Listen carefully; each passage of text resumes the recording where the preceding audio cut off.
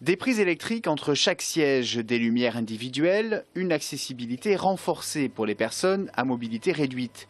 Le dernier né des TER se veut la référence en termes de confort. Il est aussi 20% moins gourmand en énergie. C'est une fierté pour Alstom, son fabricant, et une source d'emploi en Midi-Pyrénées. C'est un train qui concerne tous les sites industriels d'Alstom, mais en particulier le site de Tarbes qui emploie aujourd'hui 700 personnes.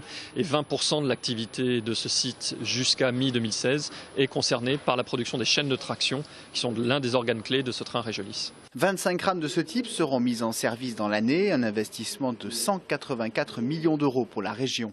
Le but, séduire les usagers à hauteur de 20 millions par an en 2020 contre 11 millions actuellement. Une rame qui doit aussi participer à plus de fiabilité sur le réseau.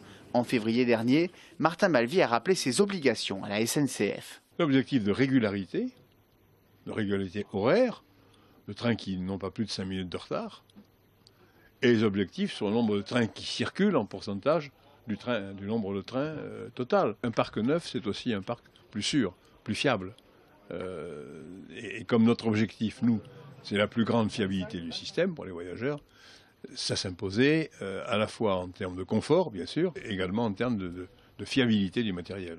Les retards sur le réseau, plus particulièrement sur le quart nord-est de Midi-Pyrénées, c'est une histoire ancienne pour la SNCF. Elle compte sur ce Régiolis pour écrire une nouvelle page où la ponctualité ne sera pas à la marge. On va avoir un train qui va être évidemment plus moderne, donc qui ne tombera pas en panne, qui va apporter davantage de capacité. Donc du coup, peut-être est-ce qu'on gagnera aussi de la souplesse dans l'utilisation et puis une plus grande fiabilité globalement. Si vous mettez plus d'usagers dans un train, à certaines heures de pointe, vous pouvez du coup en faire passer un de moins. Et du coup, ça vous donne un petit peu de respiration sur l'utilisation des sillons. Ces trains peuvent transporter un maximum de 400 voyageurs. À partir du deuxième semestre 2016, 7 autres Régiolis viendront compléter le dispositif.